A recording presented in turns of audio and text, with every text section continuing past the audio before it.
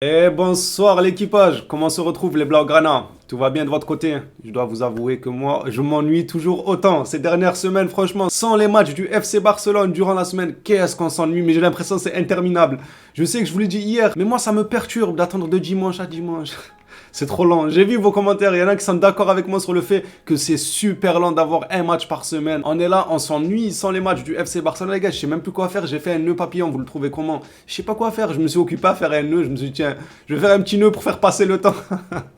Sérieusement. Bon, d'un côté, Dieu merci qu'il y a les actualités. Bien évidemment, heureusement, le Barça ne joue pas, mais les actus, elles, sont toujours là. Lewandowski a énormément parlé, Laporta a énormément parlé, a dit des choses super intéressantes. Laporta est allé droit au but et j'ai beaucoup aimé. Vous allez voir avec moi ces déclarations que j'ai énormément aimé. De toute façon, comme je vous l'ai dit, Laporta, en termes de communication, il est très bon. Il s'exprime super bien, le gars. Il sait là où il va. Il maîtrise les mots qu'il emploie à la perfection. J'ai beaucoup aimé aujourd'hui sa sortie médiatique. On va en parler, bien évidemment. On va parler du cas Pedri, du cas Dembélé ou encore une fois, Vitor Roque. Les Blaugrana, un petit service à vous demander. Bon, c'est le service que je demande à toutes les vidéos. Rien de nouveau. Il y en a peut-être qui se sont dit, tiens, la musique a changé. Non, non, c'est toujours la même musique, c'est toujours le même disque. Si jamais le contenu vous plaît, n'hésitez pas à vous abonner. On essaye tant bien que mal d'aller chercher les 50 000 abonnés. Mais bon, je vois qu'il y en a énormément qui consultent régulièrement les vidéos, mais qui ne veulent pas s'abonner. Donc il y en a, ils viennent, ils consultent, ils regardent les informations et tout, mais quand il faut soutenir, il n'y a plus personne. C'est pas des manières, ça, les gars. Faut bien s'entraider. N'hésitez pas, si le contenu vous plaît, ça vous coûte absolument rien. Et moi, ça m'aide à atteindre les objectifs que je me suis fixés. Pour l'instant, on s'est fixé les 50 000 abonnés. Et par la suite, bien évidemment, on fera grandir cet objectif petit à petit avec vous à mes côtés. Maintenant, je pense que j'ai assez parlé. On rentre dans le vif du sujet avec les communiqués de Lewandowski, Laporta, etc. Comme je vous l'ai déjà expliqué. On va commencer avec une déclaration de Lewandowski sur Araujo. Il a encensé son coéquipier Araujo. Lewandowski nous dit sur Ronald Araujo, pour moi, c'est l'un des meilleurs défenseurs du monde. Je ne vais vraiment pas m'attarder sur cette déclaration car ce qu'il dit est vrai à 100%. On le sait depuis maintenant un bon moment que Araujo est bel et bien assis à la table des meilleurs défenseurs actuels. Ça serait limite un manque de respect d'en parler, d'en débattre. Est-ce que vous pensez que oui, que non? Non, non, non. Personne pense que oui, que non. Oui,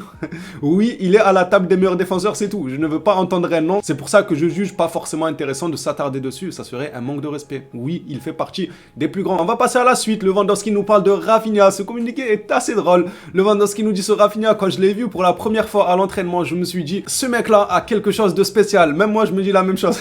Je pense que tous les fans du FC Barcelone se disent la même chose. Rafinha, oui, il a quelque chose de spécial. La chose de spécial est en rapport avec la magie. Pour moi, ce gars-là, c'est un magicien. Comment vous m'expliquez que balle au pied, c'est niveau Ligue 2, il élimine un joueur tous les 6 matchs. Il arrive à éliminer un joueur tous les 6 matchs. Mais que le gars, statistiquement parlant, il est là. Statistiquement parlant, il fait une grosse saison. Donc oui, il a quelque chose de spécial. Pour moi, c'est un magicien, ce gars-là. Ce gars-là, c'est un sorcier. Il élimine un défenseur en 6 matchs. Mais par contre, statistiquement, il est là. Le gars, il marque. Ça ne rien comprendre le cas de Rafinha. Mais comme je le dis si bien, voyons voir la saison d'après s'il arrive à allier le fait de marquer et de faire des passes décisives au fait d'éliminer et de déstabiliser sur son côté. S'il arrive à allier ces deux-là, franchement, ça peut être un superbe joueur pour le FC Barcelone. C'est tout ce qu'on lui souhaite. Mais en tout cas, Lewandowski, de son côté, lui trouve que Rafinha a quelque chose de spécial. Bien évidemment, lui ne pense pas que c'est la magie, c'est moi, les gars. C'est moi qui ai dit, ouais, le gars c'est un magicien, il dribble pas énormément, balle au pied, il fait pas énormément de différence, c'est très très irrégulier pour un club comme le FC Barcelone, mais statistiquement, il est là. Statistiquement, mine de rien, il est tout de même régulier. Par la suite, il encense Ousmane Dembélé, il a encensé un peu tout le monde dans ses communiqués. C'est le joueur qui m'a positivement surpris dès la première séance d'entraînement. En fait, tout le monde l'a surpris, Lewandowski. Il arrive à l'entraînement, il était bluffé par tout le monde. Arrête, Lewandowski, tu avais de superbes joueurs au Bayern. Tu vas pas nous la faire à nous. Coman, c'est un excellent joueur. Musiala, excellent joueur. Müller, excellent joueur. Genre, il est arrivé au Barça. Il a été étonné par Rafinha, il a été étonné par Dembélé. Oui, Lewandowski, t'as fait toute ta carrière en Ligue 2 si on t'écoute. J'en fais un peu d'humour dessus sur ces déclarations, mais moi je trouve que ça a du sens et que surtout, elles sont vraies, mine de rien. Même s'il a connu d'excellents joueurs du côté du Bayern, l'un n'empêche pas l'autre. Il peut quand même être surpris des excellents joueurs du côté du FC Barcelone. Et Dembélé fait partie de ces excellents joueurs-là, et encore une fois, personne ne peut le nier. Mis à part ses pépins physiques, Dembélé est un excellent joueur. C'est le joueur qui m'a positivement surpris, donc il nous dit, dès la première séance d'entraînement, quel grand talent il a, quelle qualité il a et à quel point il est rapide. Pour moi, c'est vraiment le gars qui peut être le meilleur joueur du monde à son poste. Il n'y a absolument aucun abus sur ce communiqué. Pour moi, oui, Dembélé a les épaules pour être le meilleur à son poste. Seulement, les pépins physiques, voilà, ça n'aide pas énormément. Mais le jour où il ne rechutera plus et qu'il enchaînera saison après saison, il a largement les capacités et le talent pour être le meilleur joueur à son poste. Il continue toujours avec Ousmane Dembélé. Il nous dit il est déjà parmi les meilleurs au monde, mais parfois, il se blesse. Encore une fois, les pépins physiques. Mais quand il est sur le terrain, il peut toujours tout tout faire avec le ballon, il peut dribbler avec aisance et rapidité et c'est un pur talent naturel. Autour du Classico maintenant, le Classico est le match de club le plus important au monde parce qu'il y a beaucoup de fans qui le regardent. Même moi, il y a quelques années, je voulais vraiment le regarder. Maintenant, j'en fais partie et c'est incroyable pour moi. L'engouement autour du Classico, il n'est pas nouveau. Ce match-là a toujours eu quelque chose de spécial. Moi, vous pouvez me dire, oui, l'APL, oui, je sais, c'est le premier championnat. Il y a beaucoup d'équipes qui sont excellentes, tout ça, oui, on va pas contredire ça. Mais, sincèrement, entre un City Arsenal, City Liverpool ou Barça Real, alors vous faites ce que vous voulez. Ce que je dis, ça n'engage que moi. Je préfère, mais tous les jours, un Barça Real. Mais ça, c'est sûr, ça. Le match a une aura, le match, il a une odeur, le match, il a une pression, encore plus dans l'époque de Messi, Ronaldo et tout. Ça, c'est certain. Donc, l'APL a beau être le meilleur championnat. Il y a de très, très belles affiches aussi du côté de l'APL que j'aime en tant que fan de foot. Bien évidemment, j'aime regarder ces affiches-là. Mais à choisir, le Classico, il a un engouement monstrueux. Le Classico, il a une aura que les autres matchs n'ont pas. Et pour Lewandowski, c'est un rêve qui se réalise de participer à ce Classico quand dans le temps, lui-même faisait partie des gens qui ne voulaient absolument pas rater le rendez-vous du Classico. On lui a posé une question sur le fait de remporter des trophées individuels. Lewandowski répond tout bonnement sur le fait de remporter des prix individuels en étant au Barça. Il répond: je savais que ma première saison ici ne serait pas suffisante pour penser au prix individuel. C'est très bien, il a la tête sur les épaules et il ne s'est pas dit en allant au Barça dès la première saison je vais être directement Ballon d'Or. Déjà nous on le savait parce qu'il y avait la Coupe du Monde. Enfin je dis nous on le savait. Beaucoup l'avaient senti que le fait qu'il y ait cette Coupe du Monde là en plein milieu de la saison si vous voulez, bah ça va faire pencher la balance vers des joueurs qui ont une bonne sélection. Tous les Brésiliens, les Argentins, tout ça. Bon au final c'est l'Argentine qui l'a gagné.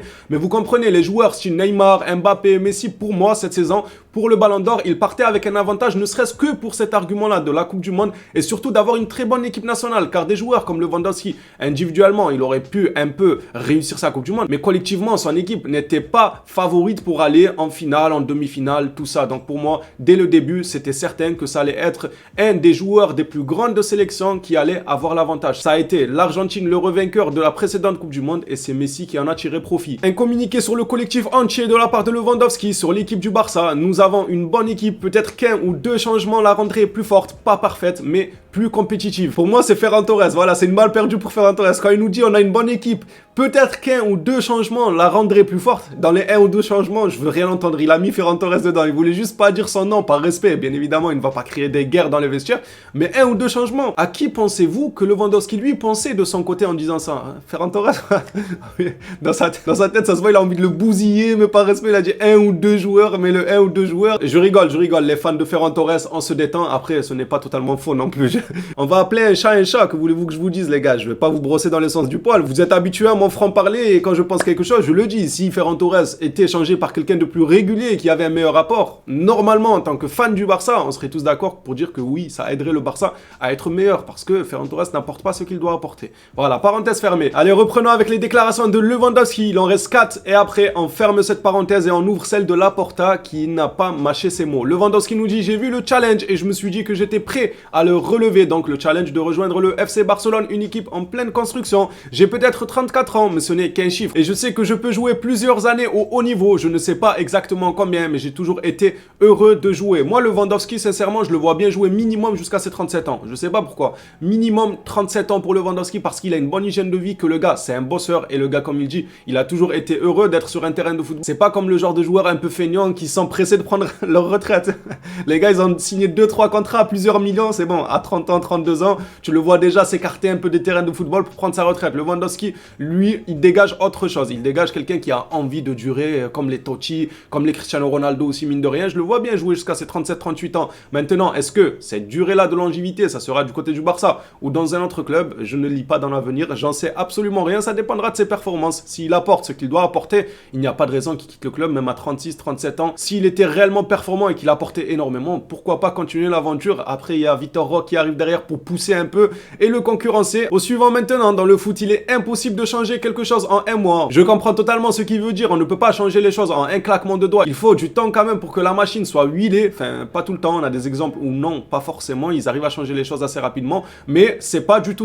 C'est pas parce qu'il y en a qui arrivent à changer les choses rapidement que tout le monde doit changer les choses rapidement. Non, il y en a pour qui ça prend plus de temps. Si vous voulez, c'est comme tout le monde dans la vraie vie, quoi, en réalité. Il y en a pour qui ils vont avancer rapidement. Ils vont réussir à aller à gauche, à droite. D'autres peut-être vont patiner. Ensuite, exploser, devenir monstrueux et avoir une très bonne carrière. Voilà, chacun va à son rythme, en fait. Il n'y a pas de science exacte. exact. C'est pas parce que l'autre est allé vite que l'autre va moins vite, donc l'autre il est mauvais ou l'autre c'est nul. Vous comprenez là où je veux en venir. C'est pour ça que je comprends totalement Lewandowski. Après, un mois, il a abusé un peu du second degré, quoi, un mois. Cela prend du temps, il nous dit, j'ai toujours voulu jouer en Liga. Vous savez, le Barça a des problèmes, mais quand j'ai vu le chemin qu'il voulait prendre, j'ai dit, je peux faire partie de ça. Le projet l'intéressait et comme il a dit, il a vu le challenge et il s'est dit qu'il avait les épaules pour y participer. Et voici les deux derniers communiqués de Lewandowski. Lewandowski nous dit pour sa première saison au Barça, cette saison, nous avons eu des problèmes en Ligue des Champions et c'est cela qu'il faut corriger. Mais jusqu'à présent, nous ne sommes pas prêts à nous battre au plus haut niveau pour les 3 titres LDC, Liga, Coupe du Roi. C'est évident. Personne ne peut dire le contraire. Bien sûr qu'on n'a pas le niveau. Quand on sort en Ligue des Champions, quand on sort en Ligue Europa, oui, on n'a pas le niveau. Même s'il y en a qui essayent de se voiler la face en se cachant derrière des excuses, moi le premier, j'ai eu à dire des excuses,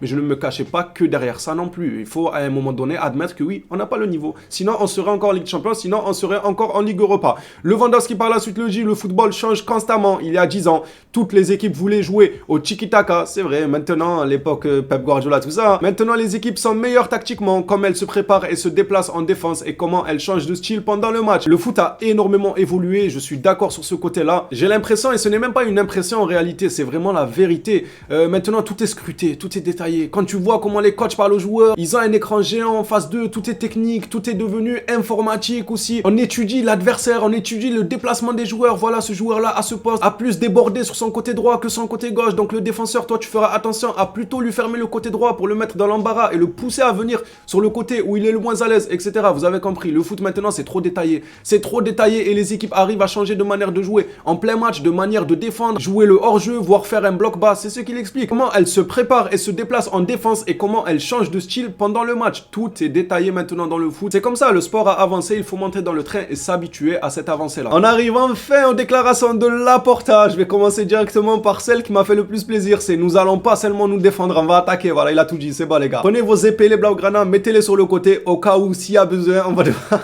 on va devoir attaquer, nous dit Laporta. Mais c'est bien, il a raison. Bien évidemment, c'est du second degré. N'allez pas acheter des épées, les gars.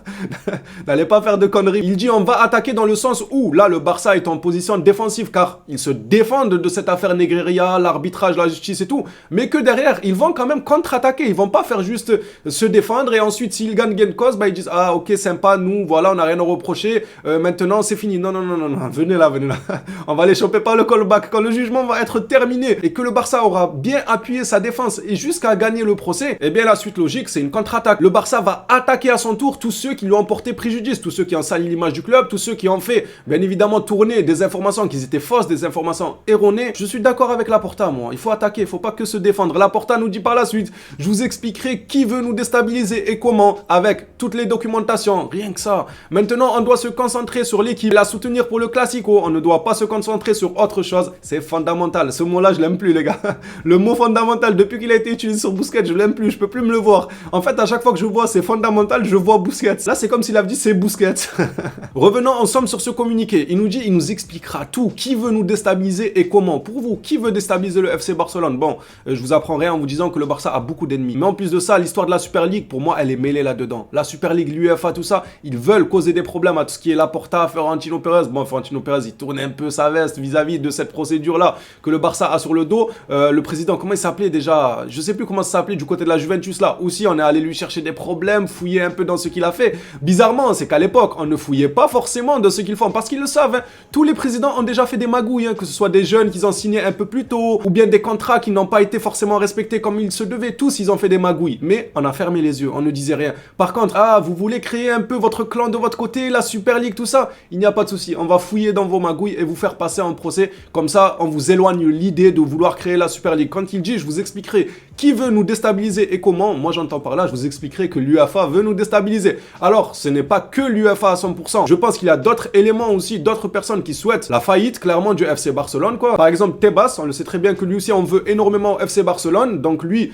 par exemple, c'est un élément qui en fait partie aussi, mais je pense que l'UEFA est mêlé. Ce n'est pas un hasard. Que tous ceux qui voulaient créer la Super League se retrouvent un peu dans l'embarras avec des affaires à gauche, à droite. Ce n'est pas un hasard. C'est pas possible, les gars. Au moment là, à ce moment-là, ce n'est pas un hasard. Allez, on continue. Il nous dit, ce dimanche, j'irai jouer au ping-pong ping-pong. Non, je rigole, il a pas dit ça. Ce dimanche, on a un grand match. Venez soutenir l'équipe. On a une grande opportunité pour s'approcher de la victoire en Liga. C'est le cas de le dire, c'est plus qu'une grande opportunité. Tu aurais 12 points d'avance. Eux, là-bas, ils jouent la Ligue des Champions de leur côté. Crois-moi qu'ils vont déposer de l'énergie en Ligue des Champions. Ils ne pourront pas. 12 points, c'est insurmontable, c'est pas possible. La campagne dont on souffre n'est pas un hasard, c'est ça? C'est exactement ça, les gars. C'est pas un hasard. C'est pas un hasard que ça tombe surtout à ce moment-là. Il faut déstabiliser l'équipe à court terme et contrôler le Barça à moyen terme. Sincèrement, j'ai beaucoup aimé les déclarations de Laporta de toute façon. Comme je vous l'ai dit, il parle super bien. On continue maintenant avec Pedri. Pedri n'ira pas avec la sélection. C'est une très bonne nouvelle selon moi. Il ne faut absolument pas qu'il prenne de risques en reprenant un peu avec la sélection. C'est un peu comme Dembélé en fait. Donc Pedri ne jouera pas le Classico. Normalement, c'est officiel. À voir après si on n'a pas une surprise. Mais de ce que dit les médias, c'est officiel. Il ne jouera pas le Classico.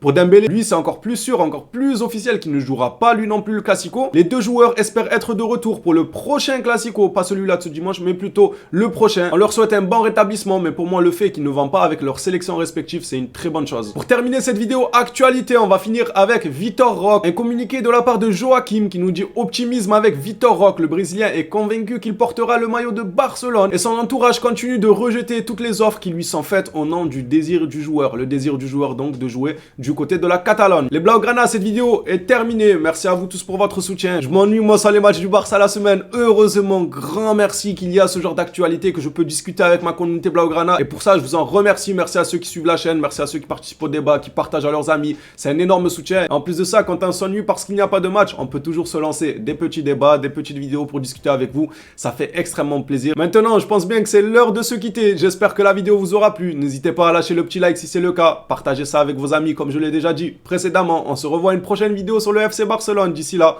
prenez soin de vous les phénomènes.